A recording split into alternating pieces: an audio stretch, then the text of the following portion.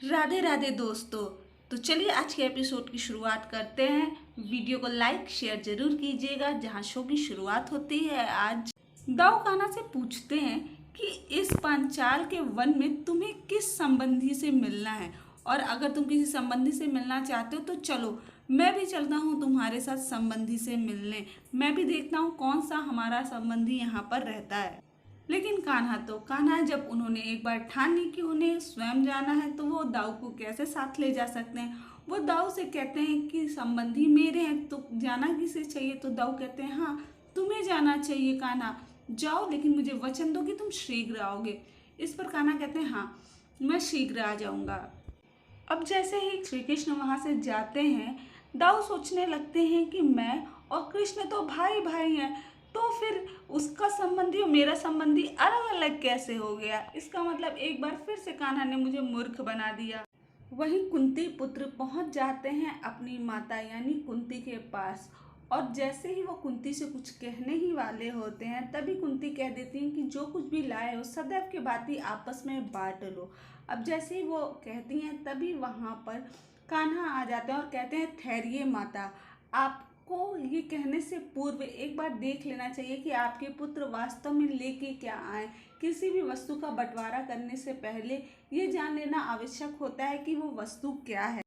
इस पर भीम गुस्सा करने लगते हैं और कहते हैं तुम कौन हो जो हमारी माता से इस प्रकार से बात कर रहे हो। हमें कतई नहीं स्वीकार है कि हमारी माता से कोई इस प्रकार से बात करे। कान्हा कहते हैं मैं तो एक व्यापारी हूँ, बहुत दूर से पैदल चल के आ रहा हूँ, मुझे भूख लगी है, मुझे भोजन और जल चाहिए। मैं आप लोगों का अतिथि हूँ और आपको किसी ने बताया नहीं क्या कि अतिथि का सत्कार करते हैं। इस पर युधिष्ठिर कहते हैं हाँ ब्राह्मण हैं हम और आपको पूरा का पूरा अतिथि सम्मान यहाँ पर मिलेगा। और वो अपनी माता से कहते हैं माता भोजन का प्रबंध करिए। जहाँ एक और कान्हा अपनी नटखट हरकतों से सभी को परेशान करते हैं, वहीं भीष्म और अन्य कुंती पुत्र क्रोध कर रहे होते हैं कान्हा के ऊपर। भोजन के समय कुंती पूछती है कि वास्तव में आपने ऐसा क्यों कहा कि मुझे किसी भी वस्तु का बंटवारा करने से पूर्व उस वस्तु को देख लेना चाहिए। वैसे आपका कथन तो गलत नहीं है, लेकिन मैं अपने पुत्रों में एकता बनाए रखने के लिए ये सब करती हूँ। मैं नहीं चाहती कि मेरे पुत्र कभी भी अलग हो, उनकी एकता ही उनकी शक्ति है। श्री कृष्ण फिर से समझाते हैं कि नहीं, कभी कभी ये चीज़ें बहुत ज़्यादा घातक सिद्ध हो जाती हैं। ज्ञान जरूरी है हर चीज़ के लिए, इसीलिए मैं आपसे कह रहा हूँ कि प्रत्येक वस्तु को देखकर ही उसका बंटवारा करें आप। अब कान्हा भोजन समाप्त करके जैसे ही उठते हैं, अर्जुन पूछते हैं कि आप यहाँ पर किस प्रयोजन से आए हैं। मैं आप पर दृष्टि बनाए रखा हूँ तब से, और आप मुझे कुछ अलग लग रहे हैं, मुझे आप व्यापारी नहीं लग रहे हैं। तभी कान्हा भी कहते हैं कि हाँ तुम्हारी दृष्टि सदैव से मेरे ऊपर थी, और उसी प्रकार थी जैसे चिड़िया की आंख पर कोई निशाना साधा हो।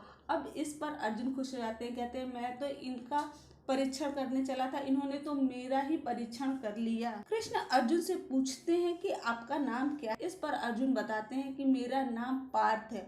वहीं जब कान्हा से अर्जुन पूछते हैं कि आपका नाम क्या है, तो इस पर कान्हा कहते हैं मेरा नाम माधव है, और आज पांचाल नरेश भूपत की पुत्री द्रौपदी का स्वयंवर है, और आप लोग वहां पर चलोगे। जिस पर सभी कुंती पुत्र कह देते हैं नहीं हमारा वहां जाने का कोई भी प्रयोजन नहीं है।